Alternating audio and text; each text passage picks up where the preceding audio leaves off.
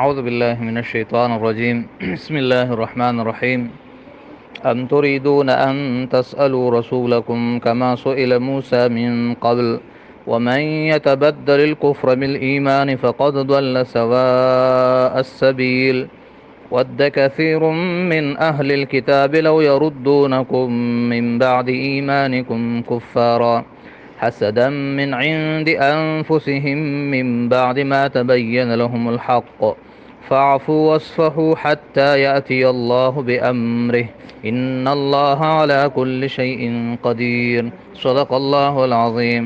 محترم سامعین، آج کے سو میں ہم سورۃ بقرہ آیت نمبر 108 سے 111 تک پڑھیں گے۔ اللہ فرماتا ہے ام تریدون، کیا تم چاہتے ہو؟ ام کے معنی کیا، یہ اضراب کے لیے آتا ہے۔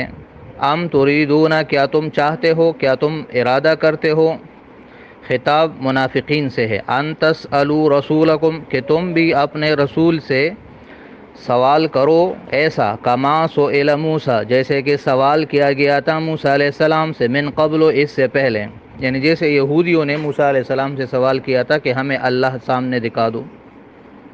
وَمَن يَتَبَدَّلِ الْكُفْرَ، اور جو کوئی کفر کو لے لے گا، بالایمان، ایمان کے بدلے، فقد ضل سواء السبیل، تو یقیناً وہ بھٹک گیا، سواء السبیل، سیدھے راستے سے۔ سبیل کے معنی راستہ، یہ واحد ہے، اس کی جمع سبل آتی ہے۔ سواء السبیل، سیدھا راستہ، یعنی اسلام کا راستہ۔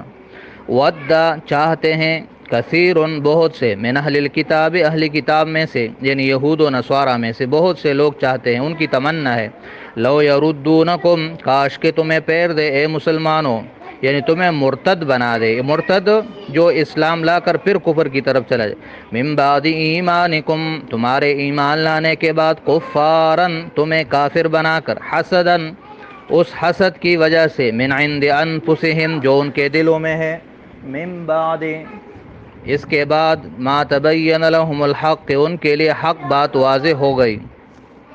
فاعفوا واصفحوا، بس عفو کرو، معافی کرو، واصفحوا، اور درگزر کرو، حتی یاتی اللہ بامرہ، یہاں تک کہ اللہ لے آئے، بامرہ، اپنا حکم، یعنی جہاد کا۔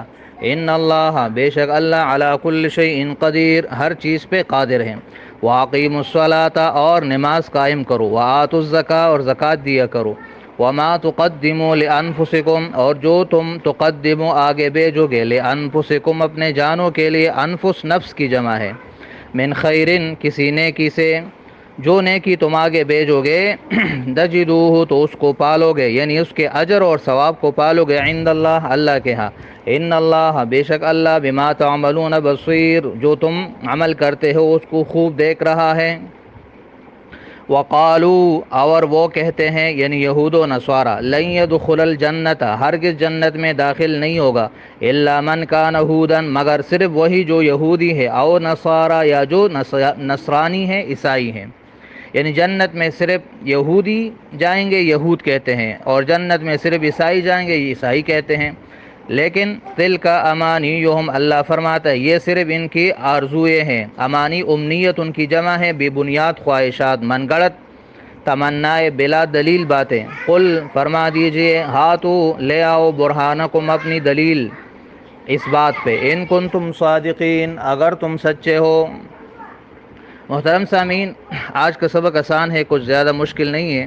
پہلی آیت میں اللہ فرماتا ہے کہ اپنے نبی سے ایسے سوال نہ کرو جیسے کہ بنی اسرائیل موسیٰ علیہ السلام سے سوالات کرتے تھے، تو اس سے معلوم ہوا کہ دین کے معاملے میں بے بنیاد سوالات اور فضول قسم کے سوالات یہ اللہ کے ہاں پسندیدہ نہیں ہے، اور اس سے اجتناب کرنا چاہیے۔ ہاں، ضروری سوالات اپنے آپ کو، اپنے اشکالات کو دور کرنے کے لیے اور دین کو سمجھنے کے لیے وہ جائز ہے، لیکن ایسے سوالات جس کا نہ دنیا میں کوئی فائدہ ہو نہ آخرت میں، اور جس سے صرف کسی کو تنگ کرنا ہو، تو یہ اس قسم کے سوالات یہ منافقانہ طرز عمل ہے۔ اس لیے اللہ فرماتے کہ جو کفر کو لے گا اور ایمان کو چھوڑے گا، جیسے کہ منافقین میں یہ احتمال ہوتا ہے، تو وہ سیدھے راستے سے بھٹک جائے گا۔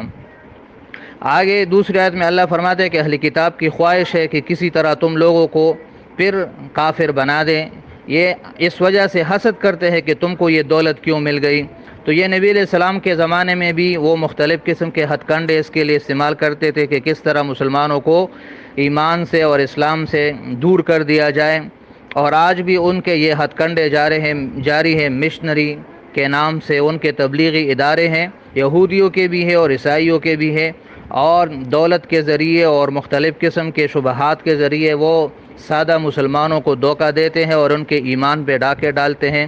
تو لہٰذا ضرورت اس بات کی ہے کہ ایک مسلمان کو اپنے قرآن اور اپنے حدیث کا پتہ ہو، اور اپنے عقیدے کا اور اپنے اعمال سے وہ باخبر ہو کہ ان کے اس طرح کے سازشوں سے وہ بچ جائے، کیونکہ ایمان بہت بڑی دولت ہے۔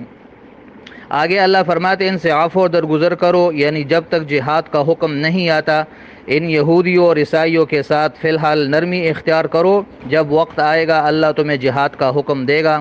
تو اس سے معلوم ہوا کہ وقت اور مصلحت کے مطابق اللہ تعالیٰ نے مختلف قسم کے احکامات نازل کیے، اور فی الحال کے لیے حکم یہ دیا کہ نماز قائم کرو، زکوٰۃ دیا کرو، کہ اس سے انسان کے اعمال کی اور اس کے دل کی اصلاح ہوتی ہے، جو آگے پھر جہاد کے لیے یہ بہت ضروری ہے۔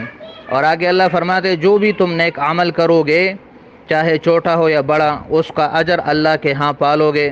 یہ مت سمجھو کہ ہمارا یہ چھوٹا عمل یا چھوٹی نیکی یا چھوٹا گناہ اللہ کے نظر سے پوشیدہ ہوگا۔